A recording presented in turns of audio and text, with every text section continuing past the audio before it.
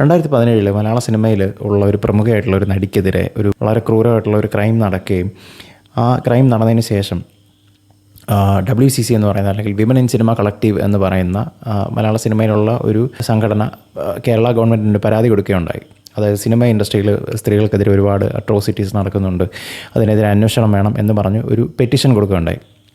ഈ പെറ്റീഷൻ കൊടുത്തതിന് ശേഷം കേരള ഗവൺമെൻറ് ഒരു കമ്മീഷനെ ഇതെല്ലാം മലയാള സിനിമയിലെ പ്രശ്നങ്ങളെല്ലാം അന്വേഷിക്കാൻ, അല്ലെങ്കിൽ സ്ത്രീകൾക്കെതിരെയുള്ള അതിക്രമങ്ങളെല്ലാം അന്വേഷിക്കാനും പഠിക്കാനുമായിട്ടൊരു കമ്മീഷനെ നിയമിച്ചു.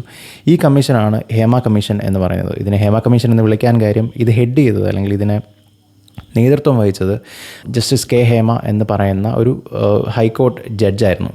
അപ്പോൾ ഇവർ ഈ വിഷയങ്ങളെക്കുറിച്ച് വളരെ വിശദമായിട്ട് 2 വർഷത്തോളം പഠിക്കുകയും 2019 ഒരു റിപ്പോർട്ട് തയ്യാറാക്കി നമ്മളുടെ ഗവൺമെൻറ്റിന് സബ്മിറ്റ് ചെയ്യുകയും ചെയ്തു. ഈ റിപ്പോർട്ട് 2019 മുതൽ 2024 വരെ ഹോൾഡിലായിരുന്നു. അതായത് ജനങ്ങൾക്ക്, പബ്ലിക്കിനൊന്നും തന്നെ കാണാൻ പറ്റാത്ത രീതിയിൽ ഹോൾഡിലായിരുന്നു. പല കാരണങ്ങൾ കൊണ്ട്, എന്തൊക്കെ കാരണങ്ങളാണ് നമുക്കിപ്പോൾ വ്യക്തമല്ല. എനിവേ, എന്തായാലും 2024 ഓഗസ്റ്റ് 19 ഈ റിപ്പോർട്ട് പുറത്തു വന്നു. ആ റിപ്പോർട്ടിൻ്റെ എല്ലാ പേജസും ഒന്നും പുറത്ത് വന്നില്ലെങ്കിലും ഭൂരിഭാഗം പേജസും പുറത്ത് വന്നിട്ടുണ്ടായിരുന്നു.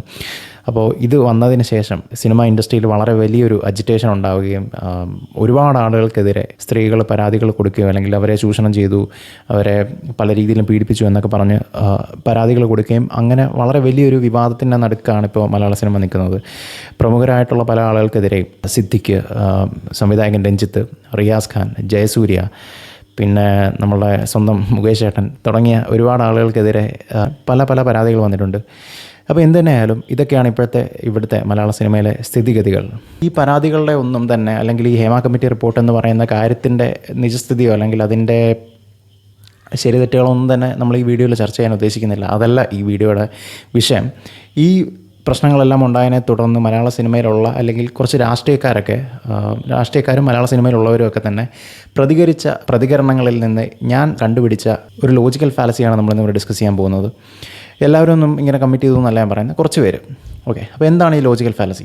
പല നടന്മാരുടെയും രാഷ്ട്രീയക്കാരുടെയും അടുത്തും ഹേമ കമ്മിറ്റി റിപ്പോർട്ടിനെ പറ്റിയും അല്ലെങ്കിൽ ഈ അലഗേഷൻസിനെ പറ്റിയൊക്കെ ചോദിച്ച സമയത്ത് ഇവരുടെ അടുത്ത് നിന്ന് കിട്ടിയൊരു റെസ്പോൺസ് എന്ന് പറയുന്നത്, ഇതൊക്കെ എല്ലാ ഇൻഡസ്ട്രിയിലും നടക്കുന്നതല്ലേ, പിന്നെന്താണ് നിങ്ങൾ ഇവിടെ മാത്രം ഇങ്ങനെ പറയുന്നത്? ഇത് മീഡിയ ഇൻഡസ്ട്രിയിൽ നടക്കുന്നതാണ്, ഇത് കോർപ്പറേറ്റ് വേൾഡിൽ നടക്കുന്നതാണ്, അല്ലെങ്കിൽ IT ഇൻഡസ്ട്രിയിൽ നടക്കുന്നതാണ്, അവിടെ നടക്കുന്നതാണ്, ഇവിടെ നടക്കുന്നതാണ്, ഇത് എല്ലായിടത്തും നടക്കുന്നതാണല്ലോ എന്നുള്ള രീതിയിലുള്ള ചോദ്യങ്ങൾ അല്ലെങ്കിൽ ആ രീതിയിലുള്ള പറച്ചിലുകൾ നമുക്ക് ഇവരുടെ അടുത്ത് നിന്ന് കിട്ടി. അപ്പോൾ ഇത് ഒരു ലോജിക്കൽ ഫാലസിയാണ്, അല്ലെങ്കിൽ എനിക്കറിയാവുന്ന ഒരു ലോജിക്കൽ ഫാലസി ആണല്ലോ എന്ന് ഞാനിതിനെ സ്പോട്ട് ചെയ്തു. ഇതാണ് വാട്ട് അബൌട്ടറി എന്ന് പറയുന്ന ലോജിക്കൽ ഫാലസി. വാട്ട് അബൌട്ടറി അല്ലെങ്കിൽ വാട്ട് അബൌട്ട് ദാറ്റ് എന്ന് ചോദിക്കുന്ന ഒരു ചോദ്യമാണ് ഇവിടുത്തെ കാതലായിട്ടുള്ള സാധനം. നമ്മൾ ഒറ്റയടിക്ക് ചിലപ്പോൾ നോക്കുമ്പോൾ ഇത് ഒരു ശരിയായ ഒരു ചോദ്യമാണല്ലോ, അല്ലെങ്കിൽ അവിടെയും ഒക്കെ നടന്നതാണല്ലോ. വാട്ട് അബൌട്ട് ദാറ്റ് എന്ന് ചോദിക്കാൻ എന്താണ് തെറ്റ്? ഇതൊരു ഡബിൾ സ്റ്റാൻഡ് അല്ലെങ്കിൽ ഒരു ഹിപ്പോക്രസിയെ ചൂണ്ടിക്കാണിക്കുന്ന ഒരു കാര്യമായിട്ട് നമുക്ക് തോന്നിയേക്കാം ഒറ്റയടിക്ക്. ഇതിൻ്റെ പ്രശ്നത്തിലേക്ക് നമ്മൾ വരുന്നതിന് മുമ്പ് ഞാൻ കുറച്ചുകൂടെ ആളുകൾക്ക് റിലേറ്റ് ചെയ്യാൻ പറ്റുന്ന ഒരു എക്സാമ്പിൾ പറയാം. നമ്മൾ പണ്ട് സ്കൂളിലൊക്കെ പഠിക്കുന്ന സമയത്ത്, ക്ലാസ്സിൽ ടീച്ചർ പഠിപ്പിക്കുന്ന സമയത്ത് മിക്കവാറും പിള്ളേരൊക്കെ വർത്തമാനം പറയുമായിരിക്കുമല്ലോ, അതാണല്ലോ നിയമം.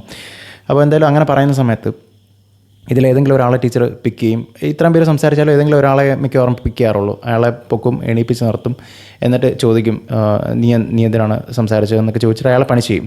അപ്പോൾ ഇങ്ങനെ ചെയ്യുന്ന സമയത്ത് നമ്മളെല്ലാവരും മിക്കവാറും കേട്ടിട്ടുണ്ടാവും, ഇതിലേതെങ്കിലും ഒരുത്തൻ പറഞ്ഞിട്ടുണ്ടാവും, ടീച്ചർ എന്തിനാ എന്നെ മാത്രം പിടിച്ചത്, ഇവരെല്ലാവരും സംസാരിച്ചാണല്ലോ, അപ്പോൾ ഇവരെ പിടിക്കാതെ എന്നെ പിടിക്കാൻ എങ്ങനെ പറ്റുന്നത്, ശരിയാകത്തില്ലല്ലോ എന്നുള്ള രീതിയിലുള്ള ആ ഒരു സംസാരം. ഇവിടെ നമ്മൾ മനസ്സിലാക്കേണ്ടത്, നമ്മളൊരു സ്കൂളിൽ സംസാരിക്കരുത് അല്ലെങ്കിൽ ക്ലാസ്സിൽ സംസാരിക്കരുത് എന്നുള്ളതാണ് റൂൾ, അല്ലെങ്കിൽ അവിടുത്തെ നോം അതാണ്. അത് ഒരാൾ ചെയ്താലും 10 പേര് ചെയ്താലും അതിൽ 9 പേരെ പിടിച്ചില്ലെങ്കിലും അതാണ് റൂള്, അതിൽ വ്യത്യാസമൊന്നുമില്ല. ഇപ്പോൾ നമ്മൾ ചെയ്തു കഴിഞ്ഞാൽ, നമ്മൾ ആ റൂൾ വയലേറ്റ് ചെയ്ത് കഴിഞ്ഞാൽ നമ്മൾ ശിക്ഷിക്കപ്പെടാൻ അർഹരാണ് അല്ലെങ്കിൽ ബാധ്യസ്ഥരാണ് എന്നുള്ളതാണ് അവിടെ നമ്മൾ മനസ്സിലാക്കേണ്ട കാര്യം. ഇത് കുറച്ചുകൂടെ ഈ ക്ലാസ്സിലെ റൂൾ എന്നൊക്കെ പറഞ്ഞാൽ അത്ര ഒരു ബ്ലാക്ക് ആൻഡ് വൈറ്റ് അല്ല. ഇപ്പോൾ നമ്മുടെ നാട്ടിലുള്ള ഒരു റൂള് 80 km/h മേലെ സ്പീഡിൽ വണ്ടി ഒരു ഹൈവേയിൽ കൂടെ ഓടിക്കരുത് എന്ന റൂളുണ്ടെന്ന് വിചാരിക്കുക. നമ്മൾ ഒരു 10 പേര് കൂടി റേസ് ചെയ്യുകയാണെന്ന് വിചാരിച്ചു. ഇത് ചെയ്തതിന് ശേഷം നമ്മളെ പോലീസ് പിടിക്കുകയാണ്. ഇത് നമ്മളെ മാത്രമേ പിടിച്ചുള്ളൂ, ബാക്കി ആരെയും പിടിച്ചിട്ടില്ല. അപ്പോൾ നമ്മൾ പോലീസിൻ്റെ അടുത്ത് പറയാണ്, നിങ്ങൾ ഇതെങ്ങനെയാണ് ശരിയാവുന്നത്, നിങ്ങൾ എന്നെ പിടിച്ചു, ബാക്കി 9 പേരെ പിടിച്ചിട്ടില്ല, അപ്പോൾ അവരൊക്കെ ചെയ്തത് തെറ്റല്ലെങ്കിൽ പിന്നെ ഞാൻ ചെയ്തതും തെറ്റല്ല എന്നുള്ള രീതിയിൽ പറയുകയാണ്. ഇവിടെ ആക്ച്വലി അവർ ചെയ്തത് തെറ്റല്ലാതെയും ആകുന്നില്ല, നിങ്ങൾ ചെയ്തതും തെറ്റല്ലാതെ ആകുന്നില്ല. അവരെ പിടിച്ചാലും ഇല്ലെങ്കിലും നിങ്ങൾ ചെയ്തത് അല്ലെങ്കിൽ നമ്മൾ ചെയ്തത് തെറ്റാണെങ്കിൽ അത് ശിക്ഷിക്കപ്പെടേണ്ടതാണ്, അല്ലെങ്കിൽ അതിന് കോൺസിക്വൻസസ് ഉണ്ട് എന്നുള്ളതാണ് നമ്മൾ മനസ്സിലാക്കേണ്ടത്. ഈ വാട്ടർ ബോട്ടറി പറയുന്നതുകൊണ്ടുള്ള പ്രശ്നം എന്താണ്? ഇപ്പോൾ സിനിമ ഇൻഡസ്ട്രിയിലെ എക്സാമ്പിൾ എടുത്തു കഴിഞ്ഞാൽ, സിനിമ ഇൻഡസ്ട്രിയിലെ പ്രശ്നം ഒരു പ്രശ്നമാണെന്ന് അംഗീകരിക്കുകയും അതിനെ കറക്റ്റ് ചെയ്യുകയും ചെയ്യണമെന്ന് വിചാരിക്കുകയാണെങ്കിൽ, ഇതേ ചോദ്യം സിനിമ ഇൻഡസ്ട്രിയിൽ നിന്ന് വരുമ്പോൾ വാട്ട് അബൌട്ട് ദാറ്റ്, അല്ലെങ്കിൽ ആ ഇൻഡസ്ട്രിയിലെ പ്രശ്നമുണ്ടല്ലോ അവിടെ കറക്റ്റ് ചെയ്യൂ, എന്നിട്ട് ഇവിടെ കറക്റ്റ് ചെയ്യാം എന്നുള്ളൊരു ആറ്റിറ്റ്യൂഡാണെങ്കിൽ, നമ്മൾ ഇമാജിൻ ചെയ്യുക എല്ലാ ഇൻഡസ്ട്രിയിലുള്ളവരും ഇതേ ആറ്റിറ്റ്യൂഡ് ഇടും. അപ്പോൾ എന്താണ് സംഭവിക്കുന്നത്? ഒരിടത്തും നമുക്ക് കറക്റ്റ് ചെയ്യാൻ പറ്റാതെ വരും. അതായത് ഒരു എൻലെസ് സർക്കിളിൽ ഇങ്ങനെ പൊയ്ക്കൊണ്ടിരിക്കും. അപ്പോൾ നമുക്ക് ഒരു കാര്യത്തെ കറക്റ്റ് ചെയ്യണമെങ്കിൽ, അല്ലെങ്കിൽ ഒരു കാര്യത്തിനെ അഡ്രസ്സ് ചെയ്യണമെങ്കിൽ, റൈറ്റായിട്ട് അഡ്രസ്സ് ചെയ്യണമെങ്കിൽ എവിടെയെങ്കിലും നമ്മൾ സ്റ്റാർട്ട് ചെയ്യേണ്ടിയിരിക്കുന്നു. എല്ലാം കൂടെ ഒരുമിച്ച് നമുക്ക് ശരിയാക്കാനും പറ്റില്ല. അപ്പോൾ ഒരു കാര്യത്തെ അഡ്രസ്സ് ചെയ്യുന്ന സമയത്ത് മറ്റുള്ളിടത്ത് അല്ലെങ്കിൽ ബാക്കി സ്ഥലങ്ങളിൽ ഇതൊക്കെ ഉണ്ടല്ലോ എന്ന് പറഞ്ഞ് തടി തപ്പാൻ ശ്രമിക്കുന്നതോ, അല്ലെങ്കിൽ ഈ പറയുന്ന കാര്യത്തെ ഡിസ്ക്രെഡിറ്റ് ചെയ്യാൻ ശ്രമിക്കുന്നതോ ഒന്നും തന്നെ ശരിയായിട്ടുള്ള ഒരു അപ്രോച്ചല്ല. അതുകൊണ്ട് യാതൊരു പ്രയോജനവും ഇല്ല, അല്ലെങ്കിൽ അതുകൊണ്ട് നമുക്ക് മര്യാദയ്ക്ക് ഫങ്ഷൻ ചെയ്യാൻ പറ്റില്ല എന്നുള്ളതാണ് ഇവിടുത്തെ സത്യം. ഞാൻ എൻ്റെ കഴിഞ്ഞ വീഡിയോയിൽ പറഞ്ഞതുപോലെ, ഒരു ന്യൂസിനെ അനലൈസ് ചെയ്യുമ്പോൾ, അല്ലെങ്കിൽ മീഡിയയിലൂടെ വരുന്ന ഒരു കാര്യത്തിനെ നമ്മൾ നോക്കുമ്പോൾ അതിനെ കറക്റ്റായിട്ട് അനലൈസ് ചെയ്യാൻ നമ്മളെ ഹെൽപ്പ് ചെയ്യുന്ന ഒരു സാധനമാണ് ലോജിക്കൽ ഫാലസീസ് അറിഞ്ഞിരിക്കുക എന്നുള്ളത് എന്ന് ഞാൻ പറഞ്ഞു. അപ്പോൾ ഇത് അതിനുള്ളൊരു എക്സാമ്പിളായിട്ട് വേണമെങ്കിൽ നമുക്ക് പറയാം. ഇപ്പോൾ റീസെൻ്റായിട്ട് വന്ന ഈ കാര്യങ്ങളൊക്കെ, അല്ലെങ്കിൽ ഈ തരത്തിലുള്ള ആർഗ്യുമെൻറ്റ്സൊക്കെ ചിലപ്പോൾ നമുക്ക് ശരിയായിട്ട് തോന്നിയേക്കാം. അപ്പോൾ ആ രീതിയിലുള്ള ഒരു റോങ് ആയിട്ടുള്ള അനാലിസിസിലേക്ക് പോകാതിരിക്കാൻ നമ്മളെ ഹെൽപ്പ് ചെയ്യുന്ന ഒരു കാര്യമാകും ഇത് എന്ന് ഞാൻ വിചാരിക്കുന്നു. ഈ വീഡിയോയിൽ നിങ്ങൾക്ക് എന്തെങ്കിലുമൊക്കെ യൂസ്ഫുൾ ആയിട്ട് കിട്ടിക്കാണും എന്ന് ഞാൻ വിചാരിക്കുന്നു. നിങ്ങളുടെ കമൻറ്റ്സ് എന്താണെന്ന് വെച്ച് കഴിഞ്ഞാൽ, അല്ലെങ്കിൽ എന്തെങ്കിലും അഭിപ്രായങ്ങളുണ്ടെങ്കിൽ അതറിയിക്കുക. അടുത്ത വീഡിയോയിൽ കാണാം. Thank you so much.